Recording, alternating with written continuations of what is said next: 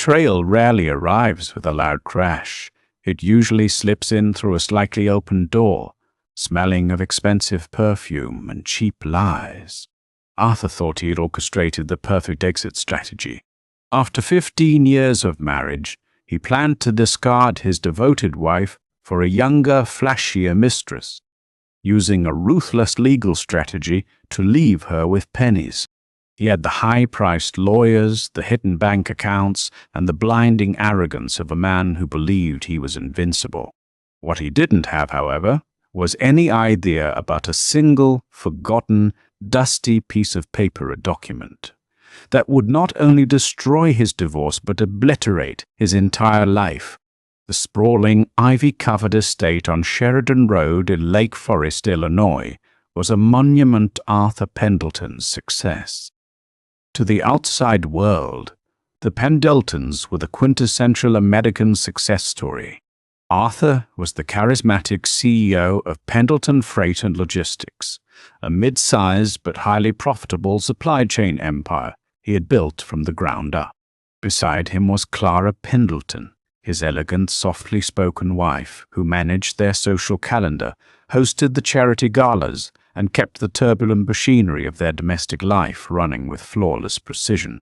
But behind the towering oak doors and the perfectly manicured hedges, the foundation of their marriage was rotting away. The shift in Arthur had not happened overnight. It was a gradual erosion of affection, replaced by a chilling indifference. It started in the late fall. Arthur's schedule, always demanding, suddenly became utterly unpredictable.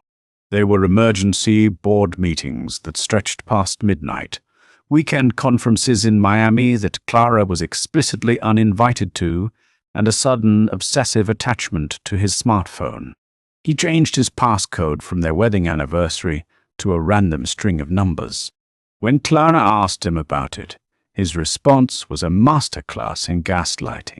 "It's corporate security protocol, Clara," Arthur had snapped, adjusting his bespoke silk tie in the mirror without meeting her eyes.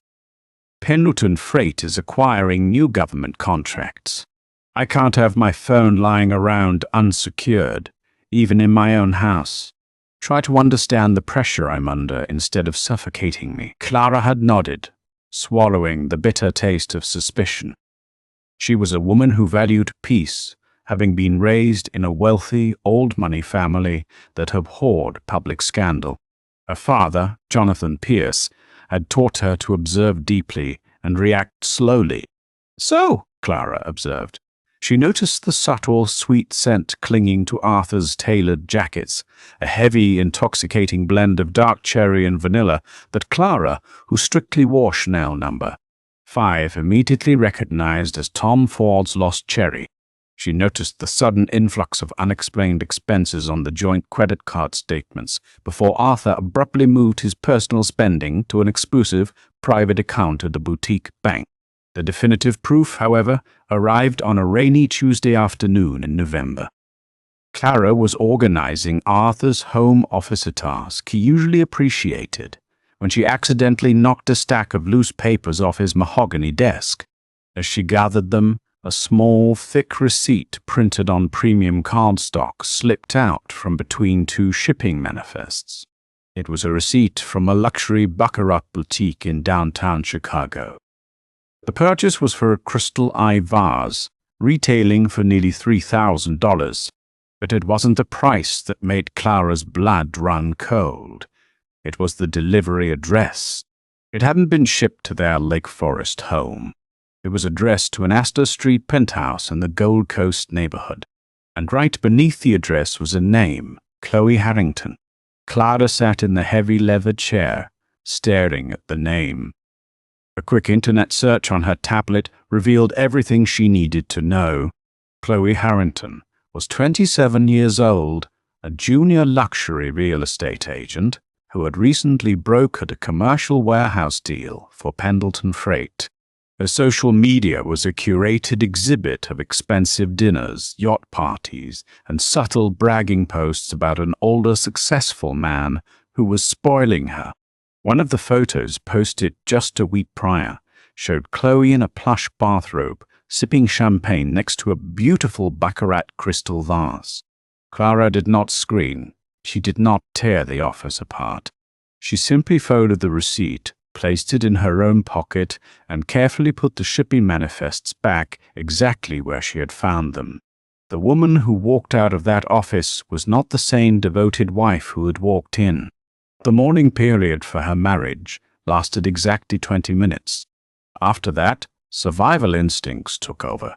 Over the next few weeks, Clara played the role of the oblivious, supportive wife to perfection. She cooked his favorite meals, ironed his shirts, and smiled brightly when he told her he had to work late again. Arthur, blinded by his own arrogance and intoxicated by his affair, suspected nothing. He mistook Clara's silence for submission, assuming she was simply too dependent, too docile to ever question him. He thought he held all the cards. He was entirely unaware that Clara had already begun memorizing the deck. The hammer fell 3 days after Christmas. The holiday had been a tense, quiet affair, devoid of warmth. Arthur had spent most of Christmas morning pacing the snowy driveway, arguing in hushed, urgent tones on his cell phone, clearly managing a crisis with Chloe. Clara had simply sipped her coffee, watching him from the bay window with the detached interest of an anthropologist studying a doomed species. On the evening of December 28th, Arthur arrived home early. He didn't offer a greeting as he walked into the foyer, shrugging off his cashmere overcoat. He walked straight into the formal dining room and gestured for Clara to sit across from him at the long, polished table. In his hand was a thick, heavy manila envelope. He dropped it onto the table with a dull thud. "I'm not going to drag this out, Clara," Arthur said, his voice completely devoid of emotion. He looked at her not as a wife of 15 years, but as a business liability he was finally writing off. "I want a divorce." Clara looked at the envelope, then up at his face. "Just like that?" she asked, keeping her voice incredibly steady. "Just like that," Arthur confirmed, leaning back in his chair and crossing his arms. "Let's be honest. We've been drifting apart for years. You're happy living this quiet, stagnant life in the suburbs. I am not. My business is expanding, my horizons are broadening, and frankly, I need someone who matches my ambition. Someone who understands the fast-paced world I operate in." "You mean Chloe Harrington?" Clara said quietly. Arthur's smug expression faltered for a fraction of a second, his eyes narrowing. "So you know. Fine. That makes this easier. Yes, Chloe and I have been seeing each other. She makes me feel alive, Clara. Something this marriage hasn't done in a decade. I'm moving into the Astor Street penthouse with her tonight." He slid the envelope across the polished mahogany. It stopped inches from Tara's folded hands. "My lawyer, Richard Caldwell, drafted these," Arthur continued, his confidence returning. Caldwell was a notorious Chicago divorce attorney, known for his aggressive, scorched-earth tactics. "It's a comprehensive settlement agreement. I'm offering you a clean break. If you sign this, we bypass a messy public trial." Clara slowly opened the envelope and pulled out the thick stack of legal documents. She scanned the first few pages, her eyes rapidly absorbing the legalese. It was a massacre. According to the terms Richard Caldwell had drafted, Arthur would retain 100% ownership of Pendleton Freight and Logistics, claiming it was entirely his intellectual and sweat equity. He would keep the Sheridan Road estate, though he graciously offered Clara 90 days to vacate. He kept all his executive investment portfolios, the summer cabin in Wisconsin, and the 3 luxury vehicles. In exchange for giving him a completely uncontested divorce, Arthur was offering Clara a meager sum of $200,000, a modest 2-bedroom condominium in Evanston, and 3 years of highly restricted alimony that would terminate immediately if she began cohabitating with another man. It was an insult. It was designed to leave her completely powerless, stripped of the life they had built together, while he rode off into the sunset with a woman 10 years his junior and a massive fortune. "This is incredibly generous, Arthur," Clara said, her voice dripping with an imperceptible layer of sarcasm. "You're asking me to walk away with virtually nothing from a business that was built during our marriage." "I built that business, Clara." Arthur slammed his hand on the table, his temper flaring. "You hosted tea parties while I was out bleeding for those contracts. You have no claim to Pendleton Freight. None. Caldwell made sure of that. If you try to fight me on this, I promise you I will drag this out in court until you are drowning in legal fees. You won't see a single dime, and you'll lose the condo too. Sign the papers, Clara. Take the graceful exit." He was banking on her fear. He was relying on the soft, conflict-averse woman he thought he had married. He expected her to cry, to beg him to stay, or to simply surrender under the sheer force of his aggressive posturing. Clara did none of those things. She carefully aligned the edges of the papers, slid them back into the manila envelope, and looked Arthur dead in the eyes. "I will review these," she said softly, "and I will let you know my decision." Arthur smirked, misinterpreting her calm demeanor for defeat. "Have your little lawyer look them over, but tell them not to waste my time negotiating. The offer is final. I'll have my assistant come by tomorrow to pack the rest of my suits." Without another word, Arthur stood up, walked out the front door, and drove away in his Porsche, leaving his marriage in the dust. He drove toward Astor Street, genuinely believing he had just pulled off the greatest victory of his life. He had no idea that he had just handed the keys to his destruction directly to his wife. At 9 a.m. the following morning, Clara was sitting in a minimalist, glass-walled conference room on the 42nd floor of a LaSalle Street skyscraper. Across from her sat Beatrice Gallagher, a senior partner at Gallagher & Hayes. If Richard Caldwell was a sledgehammer, Beatrice Gallagher was a scalpel. She was a brilliant, meticulous family law attorney who specialized in high-net-worth divorces and took immense pleasure in dismantling arrogant men. Beatrice adjusted her reading glasses, flipping through the settlement proposal Arthur had left behind. Every few seconds she let out a dry, humorless chuckle. "Well," Beatrice said, tossing the document onto the table, "I have to give Richard Caldwell credit. It takes a monumental amount of audacity to draft something this insulting and call it a settlement. He's banking on you being financially illiterate, Clara. Arthur thinks I've spent the last 15 years just arranging flowers," Clara said, taking a sip of the sparkling water Beatrice's paralegal had provided. "He assumes I don't know the first thing about his corporate structure." "And do you?" Beatrice asked, leaning forward, her sharp eyes studying Clara. "I know enough," Clara replied.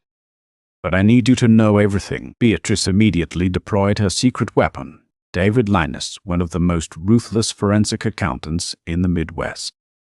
For the next week, while Arthur paraded Chloe around high society restaurants, assuming Clara was sitting at home crying over the unsigned papers, David Linus tore into Arthur's financial history like a bloodhound. Because Clara was still legally married and a joint account holder on several older, linked accounts Arthur had sloppily forgotten to close, David was able to trace the digital breadcrumbs. What he found was staggering. Arthur hadn't just been having an affair, he'd been committing massive corporate fraud to finance it. David uncovered that the Astor Street penthouse wasn't a rental. Arthur had purchased it for $3 million. But instead of using his own money, he had siphoned the funds directly from Pendleton Freight's operational accounts, disguising the massive withdrawals as consulting fees to a shell LLC registered in Delaware, an LLC entirely owned by Chloe Harrington. Furthermore, Arthur had severely over-leveraged his company, taking out massive commercial loans using Pendleton Freight's assets as collateral, purely to maintain a billionaire's lifestyle he couldn't actually afford. "He's bleeding his own company dry to impress this girl," Beatrice told Clara a week later, reviewing the financial spreadsheets. If the board of directors or his investors find out about this embezzlement, they'll crucify him. We could use this to force a highly favorable settlement. Give you half the company, maybe more. Clara stared out the floor-to-ceiling windows, looking over the freezing waters of Lake Michigan. Half isn't enough, Beatrice. Arthur stood in my dining room and told me I was a liability. You told me I contributed nothing to his success. Clara turned around, her eyes cold and absolute. I don't want a favorable settlement. I want everything, and I have the means to take it. Beatrice raised an eyebrow. I like your spirit, Clara, but the law has limits. Unless there's a prenuptial agreement I don't know about, Illinois is an equitable distribution state. Getting 100% of an asset is practically impossible. It's not impossible, Clara said, reaching into her designer handbag. Not if the business isn't actually his. She pulled out an old, heavily sealed envelope. It looked ancient compared to the crisp white legal papers surrounding them. It bore the crest of a private wealth management firm that had dissolved a decade ago. Arthur likes to tell everyone he built Pendleton Freight from the ground up, Clara explained, placing the envelope in front of Beatrice. What he conveniently forgets is the year 2014. The company was deeply in debt. He lost a major shipping contract and was 30 days away from declaring corporate bankruptcy. He was terrified of failing publicly. Clara took a breath, the memory still vivid. My father, Jonathan Pierce, despised Arthur.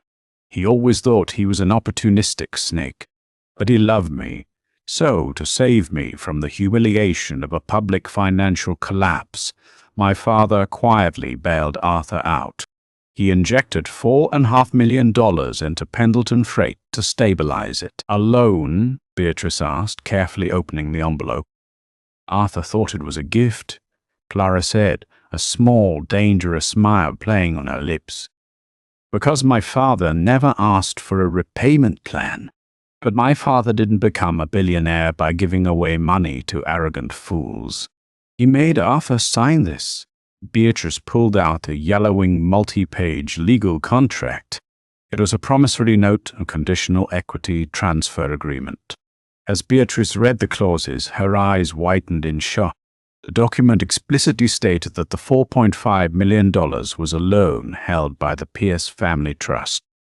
However, it contained a highly specific, aggressively drafted morality and fidelity clause, a hallmark of old-school ironclad trust drafting. Good God, Beatrice whispered, reading the text. If Arthur Pendleton files for dissolution of marriage against Clara Pierce Pendleton, or if verifiable proof of marital infidelity is established, the loan enters immediate default. Keep reading, Clara urged softly. Beatrice flipped the page, her finger tracing the dense legal text. Upon default, the Pierce Family Trust has the immediate, irrevocable right to convert the outstanding principal and compounded interest into direct equity shares of Pendleton Freight and Logistics at the company's 2014 valuation. Beatrice dropped the paper, looking at Clara with a mixture of awe and terror. Clara, at the 2014 valuation, $4.5 million wouldn't just give you shares. With a compounded interest penalty outlined here, this document gives the Pierce Family Trust the right to seize exactly 82% of Pendleton Freight. Arthur wouldn't just lose the company, he would be immediately relegated to a minority shareholder in his own empire. He would be his boss. Arthur forgot this document existed, Clara said, her voice like ice. He thought it died when my father passed away 3 years ago. He thought the trust was just a passive entity. He didn't know I am the sole executor and primary beneficiary of the Pierce Family Trust. Beatrice let out a long, slow breath, a massive, predatory smile spreading across her face. He came at you with a butter knife, and you've been holding a tactical nuke this entire time. He wants a divorce, Beatrice, Clara said, standing up and smoothing her skirt.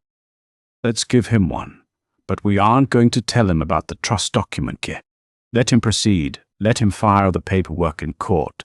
Let him commit perjury on his financial affidavits by hiding the embezzlement with Chloe. I want him fully committed to his own destruction before we pull the rug out from under him." Beatrice nodded, her mind already racing with the legal strategy of the ambush.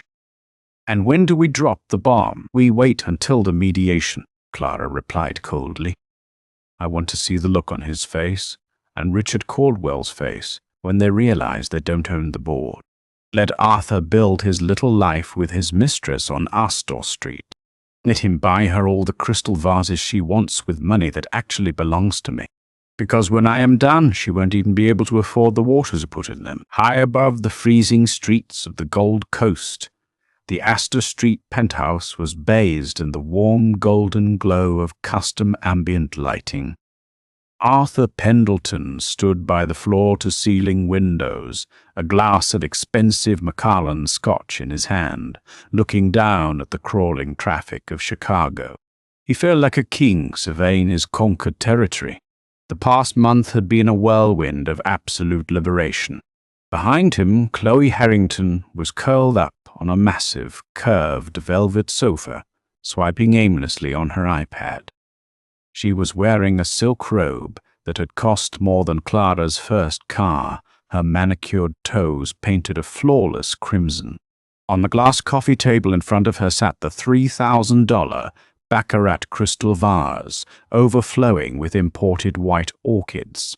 "Arthur, babe," Chloe whined, her voice cutting through the soft jazz playing on the sound system. The interior decorator called again. "We need to authorize the wire transfer for the custom closet build-out. It's only $120,000, but they need the deposit by Friday." Arthur swallowed a large gulp of scotch, feeling a sudden, sharp tightening in his chest. "I'll take care of it tomorrow, Chloe. Just tell them it's coming. You said that last week," she pouted, tossing the iPad onto the cushions. "I can't live out of these temporary racks, Arthur. I'm a luxury real estate agent. My image is everything. Besides, shouldn't your little wife be out of the Lake Forest house soon? When are we going to list it?" "The 90 days aren't up yet," Arthur replied, masking his irritation with a tight smile. He walked over and kissed the top of her head. "Patience, sweetheart. Once the divorce is finalized, the house, the liquid assets, everything frees up. We're just in a transitional phase." What Arthur didn't tell Chloe, what he hadn't told anyone, was that the transitional phase was actually a terrifying financial tightrope. Pendleton Freight and Logistics was a successful company, but Arthur treated its operational accounts like his own personal piggy bank. The $3 million he had siphoned out to buy the penthouse under Chloe's LLC had triggered an automated flag with the company's primary lending bank. His chief financial officer, a brilliant but anxious man named Gregory Helms, had been leaving increasingly frantic voicemails about liquidity issues and unexplained outbound domestic wires. Arthur had brushed Gregory off, claiming the transfers were highly confidential acquisitions. He believed he was smart enough to outrun the deficit. He just needed the divorce to go smoothly. Once Clara signed the papers, he could restructure his personal debt, leverage the Lake Forest estate, and quietly backfill the company accounts before the quarterly board meeting. It was a shell game, but Arthur was confident he was the fastest dealer in town. The next morning, Arthur sat in the mahogany-paneled office of his attorney, Richard Caldwell. Caldwell was reviewing an email, a smug grin plastered across his face. "Well, Arthur, it looks like your wife finally found some teeth," Caldwell chuckled, tapping his gold Mont Blanc pen against his desk. "Or at least she hired someone who thinks they have teeth. Beatrice Gallagher from Gallagher and Hayes has formally filed an appearance as Clara's counsel." Arthur frowned. "Gallagher? I haven't heard of her. She's a boutique litigator," Caldwell said dismissively. "Spends most of her time arguing over custody schedules for mid-level bankers. She sent over a request for formal mediation before we proceed to the discovery phase. She wants to sit down next Tuesday." "Mediation?" Arthur scoffed. I told Clara my offer was non-negotiable. I'm not giving her a penny more. Relax, Arthur. This is standard posturing, Caldwell assured him, leaning back in his plush leather chair. Clara is probably terrified. She hired a lawyer. The lawyer looked at your ironclad corporate structure, realized they can't touch Pendleton Freight, and now they just want to beg for a few crumbs to justify the retainer fee. She probably wants to keep the Lexus and ask for an extra $50,000 in alimony. We go to the mediation, we let them whine for an hour, we throw them a $10,000 bone to make Gallagher look like she won something, and Clara signs the papers. You'll be a free man by Valentine's Day. Arthur let out a harsh laugh, the knot in his chest loosening. All right, sit it up. Let's put this pathetic chapter of my life to bed. Miles away, in her own pristine office overlooking Lake Michigan, Beatrice Gallagher was not preparing to beg for crumbs. She was preparing a slaughter. Clara sat across from Beatrice, reviewing the towering stacks of perfectly bound dossiers on the conference table. Over the past 3 weeks, David Linus, the forensic accountant, had performed nothing short of financial magic. He had not only traced the $3 million to Chloe's LLC, but he had also uncovered a labyrinth of forged expense reports, fake consulting invoices, and company credit cards used to buy Chloe designer jewelry, luxury vacations, and a brand new Range Rover. The total sum of misappropriated corporate funds is hovering around $4.2 million, Beatrice stated, tapping a manicured fingernail against a spreadsheet. Arthur has committed massive fraud against his own company. If this goes to a public trial, the Department of Justice would likely indict him before the divorce was even finalized. And the promissory note? Clara asked, her voice calm, devoid of the panic Arthur assumed she was feeling. Beatrice pulled out the aged document, signed in 2014. I had our trust and estate specialists review it 3 times. The morality and fidelity clause is absolutely bulletproof. Your father's lawyers were visionaries. The trigger condition verifiable proof of infidelity has been met extensively. Furthermore, Arthur's formal filing of the divorce petition satisfies the secondary trigger. The loan is officially in default. Beatrice slid a final piece of paper across the table. It was a mathematical projection, with 10 years of aggressive compounded default interest applied to the initial $4.5 million principal. The total debt owed to the Pierce family trust is astronomical, converted to equity at the stipulated 2013 valuation. Clara, it gives you exactly 82.4% of outstanding voting shares. Arthur will be left with less than 18%. Clara traced her finger over her father's signature at the bottom of the old contract. Jonathan Pierce had always protected her, even from beyond the grave. Arthur had spent 15 years treating her like a delicate, clueless ornament, completely oblivious to the fact that she possessed the power to unmake him with a single stroke of a pen. He thinks he's going to walk in there and intimidate me, Clara said softly, looking up at Beatrice. He thinks I'm going to cry? Let him think that. Beatrice smiled, a predatory gleam in her eye. The element of surprise is the most devastating weapon in a lawyer's arsenal. We let them dig their own grave at that table. And then, Clara, you get to push him in. The following Tuesday morning was brutally cold, the kind of biting Chicago winter day that seemed to freeze the air in your lungs. The mediation was scheduled at a neutral arbitration center in the Lupar, sterile, high-end facility designed to keep warring spouses from screaming at each other in public courtrooms. Arthur arrived exactly on time, flanked by Richard Caldwell. Arthur was dressed in a bespoke charcoal Tom Ford suit, his silver Rolex glinting under the fluorescent lights.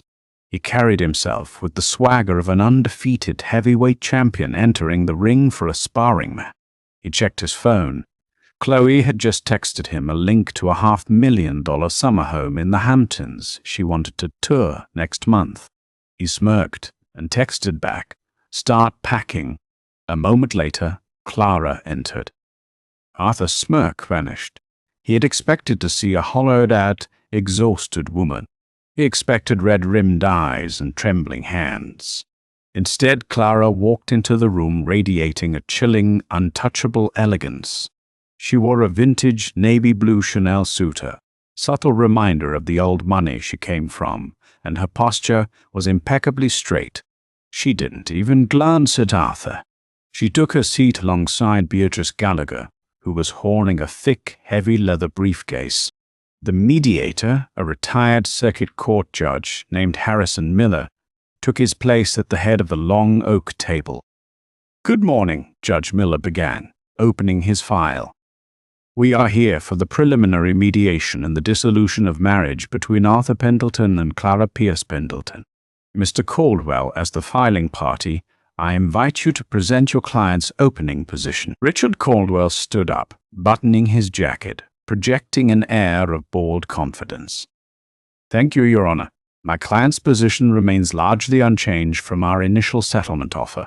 Mr. Pendleton is the sole driving force behind Pendleton Freight and Logistics. The wealth generated during this marriage is entirely the result of his extraordinary business acumen. However, in the spirit of amicability, Arthur is willing to increase the cash payout to Mrs. Pendleton to $300,000, provided she vacates the Lake Forest property within 30 days instead of 90. We feel this is a more than generous golden parachute for a relatively brief marriage." Judge Miller looked over at Clara's side of the table. "Ms. Gallagher, your response." Beatrice Gallagher didn't stand up. She calmly snapped open the latches of her leather briefcase. The metallic clicks echoed loudly in the quiet room. She pulled out a stack of 4 thick, perfect bounders and pushed 2 of them across the polished wood toward Arthur and Caldwell. "We reject the offer," Beatrice said, her voice smooth as glass. "In fact, we find the assertion that Mr. Primary Pendleton possesses any extraordinary business acumen to be highly debatable, given his recent catastrophic financial mismanagement." Caldwell frowned, pulling the binder toward him. "What is this, Beatrice? We aren't in discovery yet." "Oh, consider this a shortcut," Beatrice smiled warmly. "What you are holding, Richard, is a comprehensive forensic audit of Mr. Pendleton's personal and corporate accounts over the past 24 months, conducted by David Linus." Arthur's face suddenly lost a fraction of its color. He sat up straighter, his eyes darting to the binder. "If you turn to tab 3, Beatrice instructed, her voice ringing with authority, "you will see a very clear, unbroken paper trail of $3.2 million transferred from Pendleton Freight's operational reserves to an entity called Harrington Holdings, LLC, a show company wholly owned by Mr. Pendleton's 27-year-old mistress, Chloe Harrington." Arthur stopped breathing. His heart slammed against his ribs like a trapped bird. Caldwell's eyes were darting frantically across the spreadsheets. Lawyers despise being blindsided, especially by their own clients. Caldwell shot a venomous glare at Arthur, realizing he had been fed a pack of lies about the company's financial health. "You will also find under tab 4, Beatrice continued mercilessly, invoices for luxury vehicles, high-end jewelry, and a rather vulgar $3,000 crystal vase, all paid for with corporate funds disguised as consulting expenses. My client is entitled to 50% of the marital estate. By draining these funds to finance his infidelity, Mr. Pendleton has committed severe marital dissipation. We are demanding the immediate reimbursement of those funds to the marital pot for ownership of the Lake Forest estate and a 50% equity stake in Pendleton Freight." Arthur slammed his hand on the table, his carefully constructed facade shattering completely. "You're out of your mind. You can't touch my company. I built it. I own it." "Arthur, shut up," Caldwell hissed through his teeth, frantically reading the audit. The lawyer knew a disaster when he saw one. If this audit was handed to a judge, Arthur would be destroyed in court. Arthur ignored him, blaring with pure hatred at Clara, who was watching him with the serene detachment of a stone statue. "You think you're so smart, Clara? You think you can blackmail me? Fine. You want half the company. Take it. It's heavily leveraged anyway. You'll be taking on millions in corporate debt. I'll hand you 50% right now, and we'll see how long you survive in the real world." Clara finally spoke. Her voice was quiet, that it commanded the entire room. "I don't want half the company, Arthur." Arthur sneered, sweat beginning to bead on his forehead. "Then what do you want? Name your price and let me out of this miserable marriage." "I don't want half," Clara repeated, folding her hands delicately on the table. "Because I am already legally entitled to take it all." Judge Miller raised his eyebrows, leaning forward. "Mrs. Pendleton, this is an equitable distribution state. Unless you have a prenuptial agreement." "We don't have a prenuptial agreement, Your Honor," Beatrice interrupted, reaching back into her briefcase. She pulled out a single, ancient-looking document, encased in the protective plastic sleeve. She slid it gently to the center of the table. "We have a promissory note and conditional equity transfer agreement, signed by Mr. Pendleton in 2014. Arthur stared at the yellowed paper. His vision blurred. For a terrifying second, his mind couldn't compute what he was looking at. And then the memory hit him like a freight train. The near bankruptcy, the desperate meeting with Clara's terrifying billionaire father. The papers he had blindly signed just to keep his company afloat, convinced the old man would never actually enforce them. In 2014, Pendleton Freight was functionally insolvent, Beatrice explained to the mediator and a now pale Richard Caldwell. Jonathan Pierce, Clara's late father, provided a $4.5 million loan to save Mr. Pendleton from public ruin. This loan was issued by the Pierce Family Trust. Mrs. Pendleton is the sole executor and beneficiary of that trust. Beatrice flipped to the second page of the document, her voice rising in a triumphant crescendo. This loan contained a strict morality and fidelity clause. Should Mr. Pendleton commit verifiable infidelity or file for dissolution of marriage, the loan enters immediate default. The trust retains the irrevocable right to convert the outstanding principal plus compounded penalty interest into direct equity at the company's 2014 valuation. The silence in the room was absolute, heavy and suffocating. "We have provided undeniable proof of infidelity with Miss Harrington, triggering the clause," Beatrice concluded, closing her file with a decisive snap. "Based on the mathematical conversion outlined in the contract you signed, Arthur, the Pierce Family Trust now officially owns 82.4% of Pendleton Freight and Logistics." Arthur's mouth opened, but no sound came out. He looked at Caldwell, silently begging his high-priced shark to fix this, to find a loophole, to yell objection. But Caldwell just sat there, staring at Arthur's signature on the 2014 document. Caldwell slowly took off his glasses, rubbing the bridge of his nose. "Arthur," Caldwell whispered, his voice laced with disgust and defeat. "You didn't tell me about this." It was a gift," Arthur stammered, his voice cracking, panic fully taking over. "Jonathan said it was a gift. He never asked for a payment. A billionaire doesn't give a $4 million gift to a man he despises without strings attached, Arthur," Clara said coldly. "He bought a leash, and he handed it to me." "This is fraud," Arthur yelled, standing up, his chair scraping violently against the floor. "This is a setup. You planned this." "I am the CEO. You can't just take my company." "Actually, Arthur, she can," Beatrice replied, her smile utterly terrifying. "As the 82% majority shareholder, Clara is calling an emergency board meeting tomorrow morning.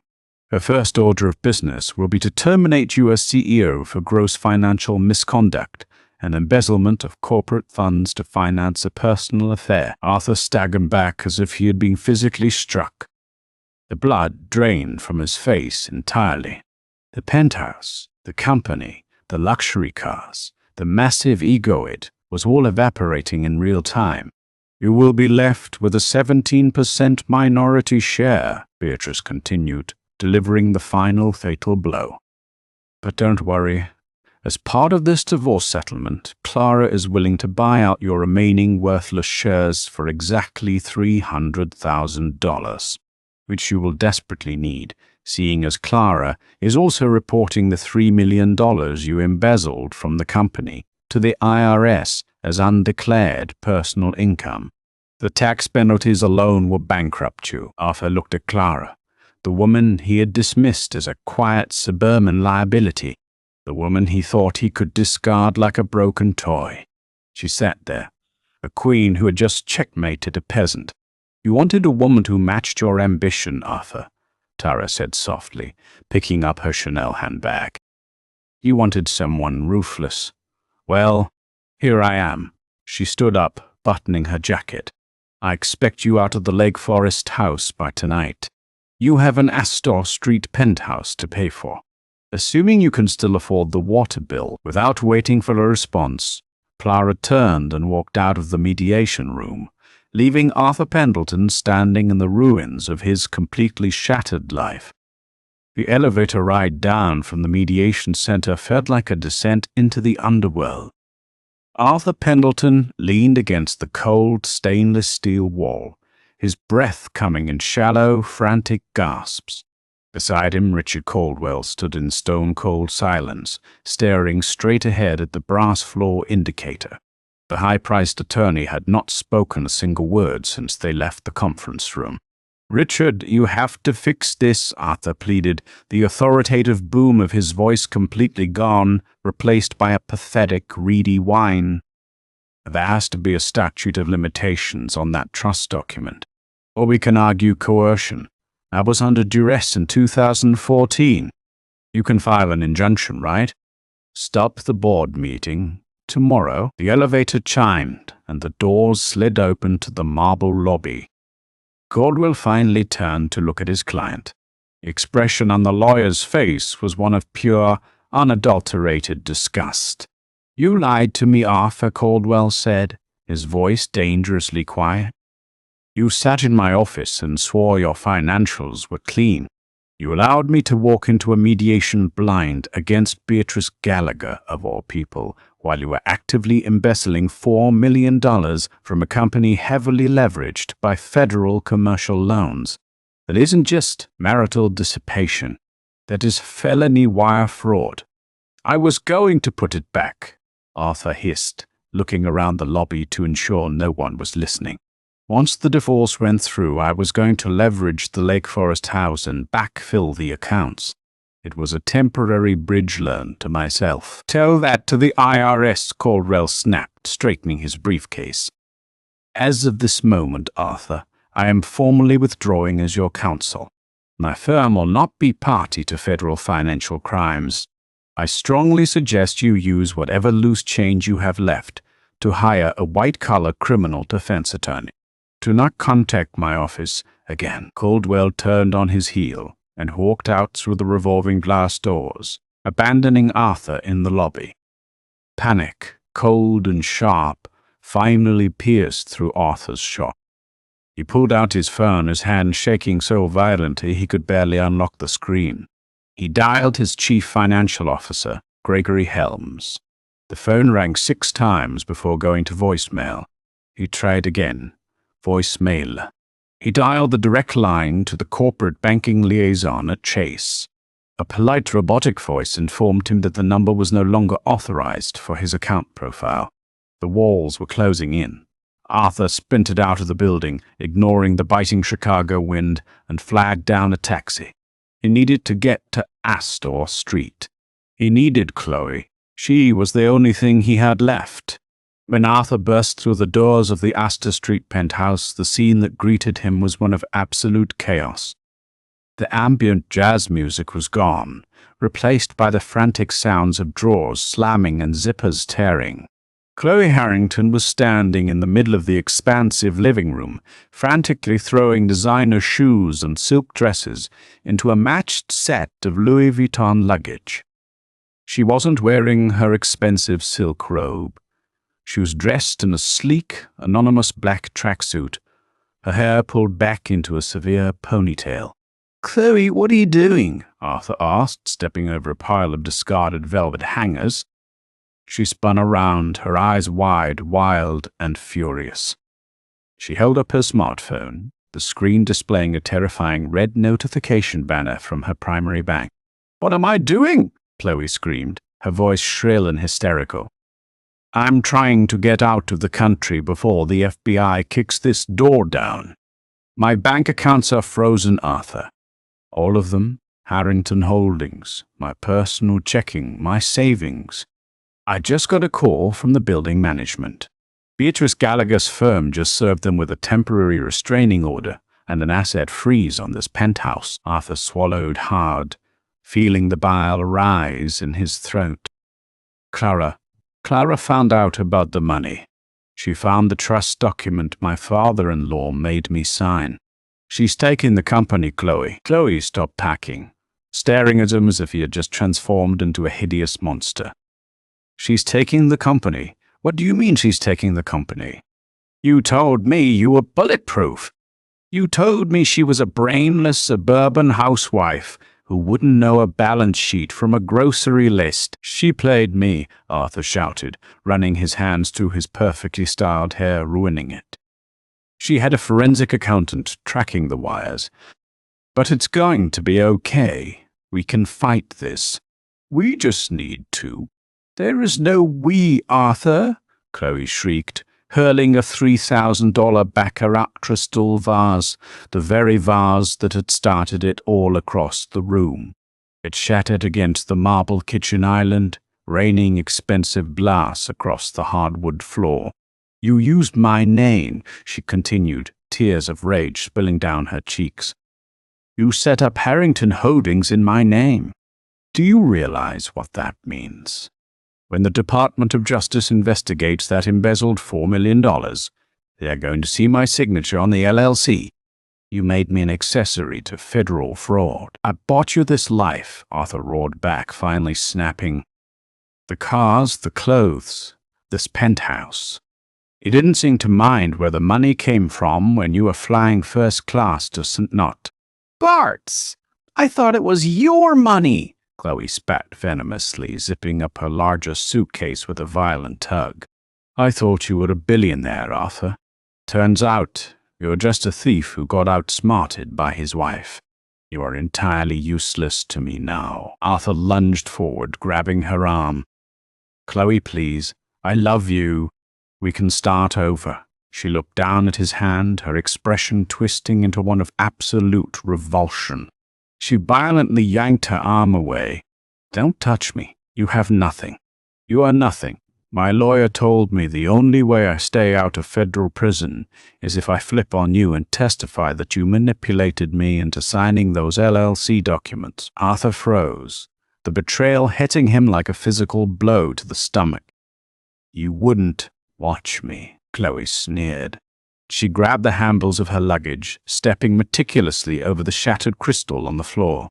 She walked to the front door, pausing only for a second to look back at the broken man standing in the center of the frozen, luxurious cage he had built for her.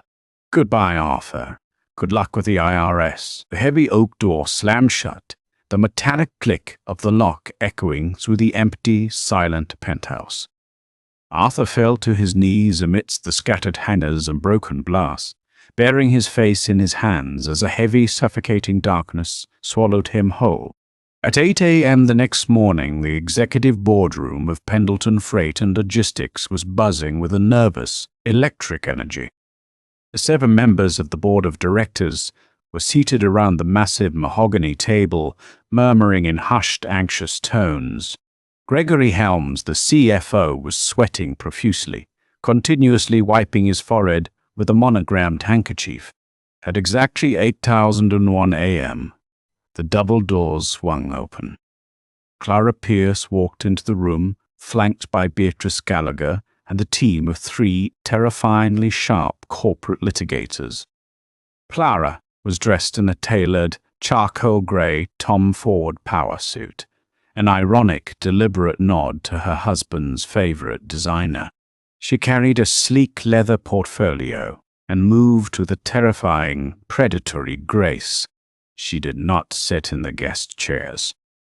She walked directly to the head of the table, to the high-backed leather chair that had belonged to Arthur for the last 10 years. She placed her hands on the armrests, looked around the room, and sat down. A profound silence descended upon the boardroom. "Good morning, gentlemen," Clara said, her voice clear, authoritative, and utterly devoid of warmth. "I am Clara Pierce. As of yesterday afternoon, the Pierce Family Trust has exercised its legal right to execute the conditional equity transfer outlined in the 2014 bailout agreement. I now hold 82.4% of the voting shares of this company." She nodded to Beatrice, who began sliding thick, perfectly bound dossiers across the table to each board member. "Inside those folders," Clara continued, her eyes locking on to Gregory Helms, who looked like he was about to faint, "you will find a comprehensive forensic audit. It details precisely how your former CEO, Arthur Pendleton, embezzled over $4 million from our operational reserves to finance a personal real estate venture and a private affair. It also details how several of you, specifically you, Gregory, failed in your fiduciary duties by ignoring the red flags of his massive, unauthorized wire transfers." The board members frantically opened the files, their faces draining of color as they saw the indisputable paper trail of Arthur's crimes.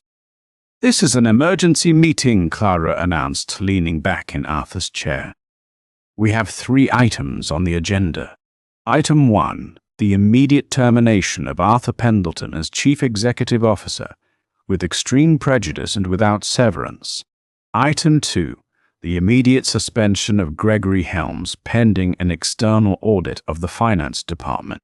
Item 3. My formal appointment as Chairwoman and acting CEO of this corporation." She paused, letting the sheer weight of her power settle over the room. "Are there any objections?" No one dared to breathe, let alone object. Just then, the boardroom doors burst open. Arthur stood in the doorway, his tie loosened, his eyes bloodshot, his suit wrinkled from sleeping in his clothes. He looked like a madman. He had bypassed the front desk, using his executive keycard, completely unaware that the system update revoking his access was scheduled for 8:15 a.m. "You can't do this," Arthur bellowed, storming into the room. "This is my company. I built this from the ground up. You're all spineless cowards if you let her do this." The board members stared at him in horrified silence. Clara didn't even flinch. She simply looked at him with the detached curiosity of a scientist observing a dying insect under a microscope. "Arthur," Clara said softly, her voice slicing through his hysterical shouting, "you are trespassing." She pressed a button on the intercom console built into the table. "Security, we have an unauthorized individual in the executive boardroom. Please escort Mr. Pendleton off the premises immediately. If he resists, call the police." "Clara, please." Arthur's anger suddenly evaporated, replaced by a pathetic, groveling desperation. He lunged toward the table, but 2 of Beatrice's litigators stepped smoothly in his path, blocking him. "I'll give you everything. I'll sign the papers. Just let me keep the minority shares. Let me keep my salary. I have nothing, Clara." Chloe took the accounts. The bank froze the penthouse. "I don't even have a place to sleep." Clara stood up slowly. She walked around the table, stopping just a few feet away from the man who had tried to destroy her life. She looked him up and down, taking in his disheveled hair, his desperate pleading eyes, the smell of stale scotch and fear radiating off him. "You stood in my dining room," Clara whispered, her voice so quiet only Arthur could hear it, "and you told me I was a liability. You told me I contributed nothing to your success. You offered me pennies while you bought crystal vases for a child with money that belonged to my father. She stepped closer, her eyes flashing with a cold, unforgiving fire. I told you I was going to review your settlement offer, Arthur. Consider this my counter-offer. Two burly security guards burst into the room, grabbing Arthur by the arms. He began to thrash, sobbing openly now, his dignity completely shattered. Clara, please. You loved me once, he screamed as the guards dragged him backward toward the heavy oak doors. I loved a man who didn't exist, Clara replied, turning her back on him and walking back to the head of the table. Get him out of my building. The door slammed shut, cutting off Arthur's wailing, leaving the boardroom in a stunned, vibrating silence. Clara sat back down, smoothed the lapels of her suit, and looked at the terrified board of directors. Now, Clara said, picking up a silver pen. Let's get to work.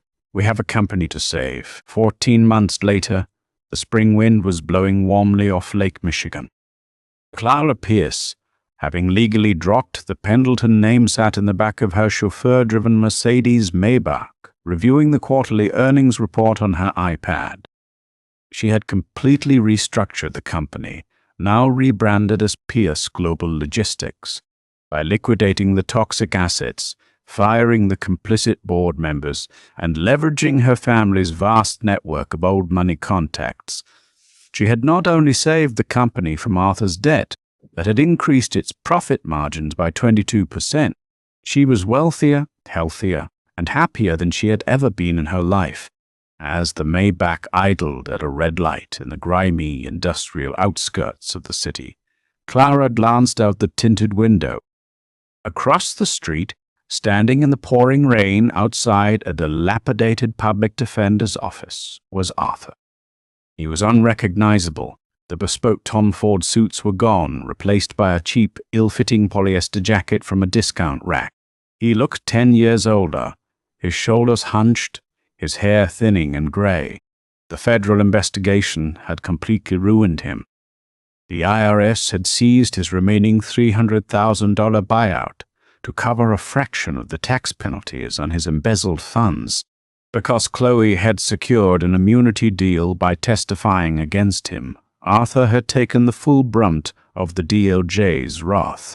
He had managed to avoid federal prison only by pleading guilty to a lesser charge of corporate fraud, resulting in 5 years of probation, 10,000 hours of community service, and a lifetime ban from holding an executive position in any publicly traded or heavily regulated company. He was currently working as a night shift dispatcher for a low-end regional trucking firm, earning minimum wage entirely to pay off his mountains of legal debt. Arthur looked up through the rain, his eyes catching the gleaming black Maybach idling at the light. For a brief, agonizing second, his eyes met Clara's through the slightly lowered tinted glass. Clara felt no pity. She felt no anger. She felt absolutely nothing at all. She simply tapped the button on her armrest. The tinted window rolled up smoothly, severing the connection, shutting him out in the cold rain where he belonged. "Is everything all right, Miss Pierce?" her driver asked softly from the front seat. Clara looked back down at her iPad, a small, genuine smile playing on her lips. "Everything is perfect, David," Clara said, as the light turned green and the car surged forward, leaving the past entirely in the rearview mirror. "Take me to the office." That concludes one of the most satisfying downfalls in corporate history. Arthur thought he held all the power, but Clara's quiet brilliance and a single forgotten trust document proved that no one should ever underestimate a fiercely intelligent woman. From a luxury Astor Street penthouse to a rain-soaked sidewalk outside a public defender's office, Arthur received exactly the ruthless reality check his arrogance demanded, while Clara built a magnificent empire from the ashes of his betrayal. If this incredible story of absolute poetic justice had jaws dropping, hit that like button right now. Be sure to share this video with anyone who loves seeing a deceitful narcissist get completely outsmarted. Subscribe to the channel and ring the notification bell to never miss out on more real-life stories of shocking betrayals and brilliant revenge. Drop a comment below on Clara's ultimate masterclass in vengeance, and stay tuned for the next unbelievable saga.